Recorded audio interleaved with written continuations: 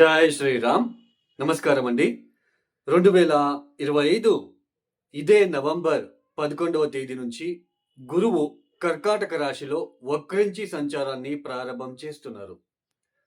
2025 November 11వ తేదీ నుంచి 2025 December 5వ తేదీ వరకు గురువు గారు కర్కాటక రాశిలో వక్రించి సంచారం చేస్తూ డిసెంబర్ 5వ తేదీ మిథున రాశికి వెళ్ళి అక్కడ మళ్ళీ వక్రించి సంచారాన్ని ప్రారంభం చేస్తున్నారు. అంటే కర్కాటక రాశిలో వక్రించడం నవంబర్ 11వ తేదీ బిగిన్ అయితే 2026 మార్చ్ 11వ తేదీ మిథున రాశిలో వక్రత్యాగం చేస్తున్నారు. ఈ ఏదైతే వక్రి గురుగ్రహ సంచారం ఏదైతే ఉందో ఈ వక్రి గురుగ్రహ సంచారం వలన ద్వాదశ రాశి వాళ్ళకి ఎలాంటి ఫలితాలు రాబోతున్నాయి అని ఒక్కొక్క రాశి గురించి మనం తెలుసుకుంటూ వెళ్దాం. ముఖ్యంగా ఈ ఒక సంవత్సరంలో 2025 మే 14వ తేదీ గురువు గారు వృషభ రాశి నుంచి అంటే వృషభ రాశిని వదిలిపెట్టి మిథున రాశికి వచ్చి సంచారాన్ని ప్రారంభం చేశారు మే 14వ తేదీ. అయితే ఇక్కడ గురువు గారు ఒక రాశిలో సంచారాన్ని చేయడం అనేది అంటే ఒక రాశి నుంచి ఇంకొక రాశికి మారాలి అంటే 1 సంవత్సరం టైం ఉంటుందండి. ఒక రాశిలో 30 డిగ్రీలు ఉంటుంది. ఆ 30 డిగ్రీల ప్రయాణాన్ని దాటివేయడానికి 1 సంవత్సరం తీసుకోవాలి. అలాంటిది గురువు గారు ఈ 2025 సంవత్సరంలో అతిచార మార్గంలో తొందరగా 30 డిగ్రీలని కేవలం 5 మాసాలలోనే పూర్తి చేసుకొని నెక్స్ట్ హౌస్కి రావడము, కర్కాటక రాశిలోకి ఎంట్రీ అవ్వడము, అక్కడ ఒక 20 డేస్ ఉండి మళ్ళీ అక్కడ వక్రించి వెనక్కి సంచారాన్ని చేస్తూ మళ్ళీ మిథునానికి వెళ్ళి మళ్ళీ అక్కడ వక్రించి సంచారం చేయడం అనేది ఇది చాలా అంతవరకు మనకు ఆల్రెడీ తెలుసు. గోల్డ్ మీద మనము ఇంపాక్ట్ ఎలా చూస్తున్నామో, గోల్డ్ మీద బంగారం ధర ఎంత పెరిగిందో మనం ఆల్రెడీ చూస్తున్నాం. ఈ అతిచార సంచారం అనేది 2033 వరకు ఇలానే కొనసాగుతూ వెళ్తూ ఉంటుంది. అంటే గురువు గారు 5 మాసాలకే నెక్స్ట్ హౌస్కి రావడము, అక్కడ ఒక 20-25 డేస్ ఉండి మళ్ళీ వక్రించడము, మళ్ళా 25 డేస్ తర్వాత వక్రిస్తూ వెనక్కి వెళ్ళడము. సో ఇలాంటిది 2033 వరకు ఉంటుంది. సో మనం ప్రాపంచిక ఆర్థిక వ్యవస్థ మీద కావచ్చు, గోల్డ్ మీద కావచ్చు ఎలా ఇంపాక్ట్ చూపించింది అనేది చూపిస్తూ ఉంది అనేది మనం చూస్తున్నాం ఆల్రెడీ. అలానే చాలా రాశుల వాళ్ళు చాలా మంది మా రాశి అని అంటూ ఉంటారు. గురుబలము శని బలము ఏది వచ్చినా కూడా అది ఎండాకాలంలో వర్షం వచ్చి ఆగినట్టుగా ఉంటుంది. సమ్మర్ సీజన్లో వర్షం వస్తే ఎక్కువ ఉపయోగం ఉండదు. అంటే మన జన్మ జాతకం కూడా చాలా ఇంపార్టెంట్. ఇప్పుడు గోచరంలో గురువు గారు వక్రిస్తున్నారు. సో కొన్ని రాశుల వాళ్ళకి గురుబలం తగ్గుతుంది, కొన్ని రాశుల వాళ్ళకి గురుబలం పెరిగినప్పటికీ వక్రించడం అనేది అంతగా మంచిది కాదు. అలానే మీ దశాభుక్తి ఏం జరుగుతూ ఉందో అది చాలా ఇంపార్టెంట్. ఆ దశాభుక్తి ఎలా మనకి ఉంటుందో దాని మీద ఫలితాలు అనేది ఎక్కువగా ఉంటుంది, ఎక్కువ శాతం ఉంటుంది. రాశి ఫలితాలు అనేది గోచారంలో జరుగుతున్న ఒక ప్లానెటరీ ట్రాన్సిషన్ వలన మాత్రమే మనం చెప్పుకుంటున్నాం. ఇక్కడ ఎవరి ఇండివిజువల్ జాతకం కూడా నేను ఇక్కడ చెప్పడం లేదు. ఓన్లీ గోచారంలో ఈ ఒక గ్రహాల స్థితిగతుల ఒక ఏదైతే ఉంటుందో గ్రహాల మార్పులు వక్రించడము వీటి వలన ఏర్పడే ఇబ్బందులు కావచ్చు, పాజిటివ్ కావచ్చు, అది చెప్పుకుంటున్నాం. ఒక రాశిలో లక్షల మంది ఉంటారు, అందరికీ ఒకే ఫలితాలు ఉండవు, ఇది గుర్తుపెట్టుకోండి. ఇక అలానే ఒక ప్లానెట్ ఒక ఇంటి నుంచి ఇంకొక ఇంటికి అంటే ఒక రాశి నుంచి ఇంకొక రాశికి మారినప్పుడు అష్టకవర్గ బిందువులు ఎన్ని ఇచ్చారో ఆ హౌస్కి అనేది కూడా మనం చూసుకోవాలి, లేదంటే మనకి ఫలితాలు అర్థం కాదు. ఇక ఒక రాశి గురించి మనము చెప్పుకుంటూ వెళ్దాం. కుంభరాశి వాళ్ళకి ఈ వక్రించిన గురువు గారి వలన ఈ కుంభరాశి వాళ్ళకి ముఖ్యంగా 2025 మే 14వ తేదీ మీ కుంభరాశి వాళ్ళకి గురువు పంచమ స్థానంలోకి వచ్చి సంచారాన్ని ప్రారంభం చేశారు.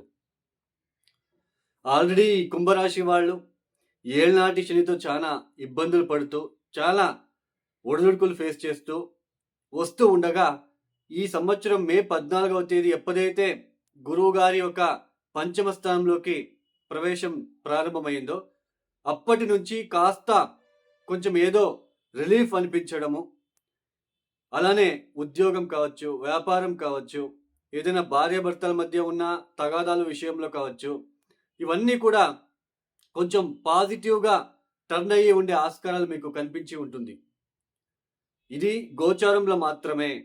ఈ గురుబలము శని బలము అనగానే చాలామంది గురుబలం వచ్చేసింది అని అంటూ ఉంటారు.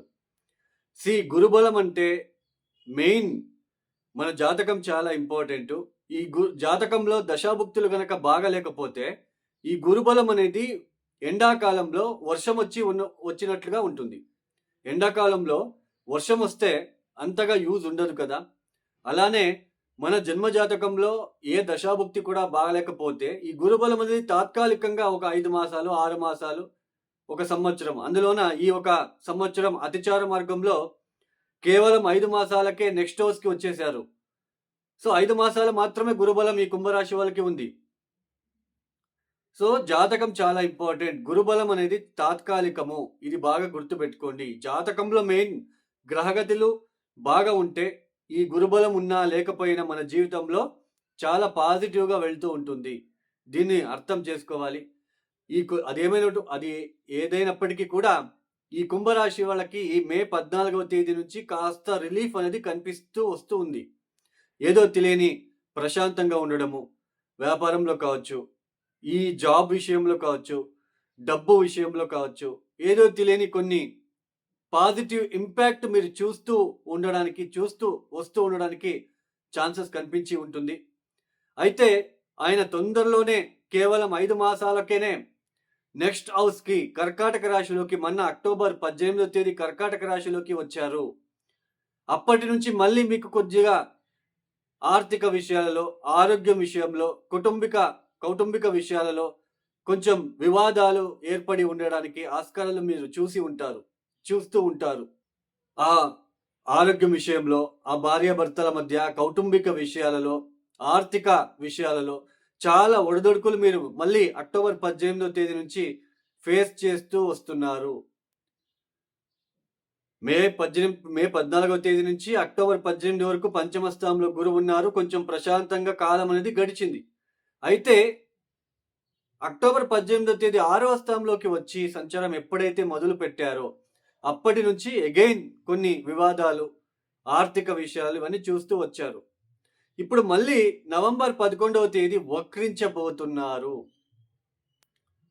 ఈ ఆరోగ్యం విషయంలోనే ఎక్కువ మీరు ఫోకస్ చేయడానికి మీరు మొదలు పెడతారు. ఇప్పుడు వక్రించిన గురువు వలన ఆ కౌటుంబిక వ్యవహారంలో ఎందుకు ఇలా జరుగుతూ ఉంది, రీట్యూన్, ఏది తప్పు, ఎక్కడ తప్పు జరిగింది, మళ్ళీ మీరు దాని గురించి ఆలోచనలు మొదలు పెట్టడానికి ఛాన్సెస్ ఉంటుంది. ఆ వివాదాల జోలికి వెళ్లకుండా కొంచెం పాజిటివ్ వైపుకి తీసుకురావాలి అనే ఒక ఆలోచనలో మీరు ముందుకు సాగే ప్రయత్నం చేస్తారు. వక్రించిన గురువు ఏదైనా సరే, ఏ ప్లానెట్ అయినా వక్రించినప్పుడు ఆ హౌస్కి సంబంధించిన విషయాలలో ఎక్కువ ఫోకస్ చేసేలా మనం చేస్తుంది. మనకు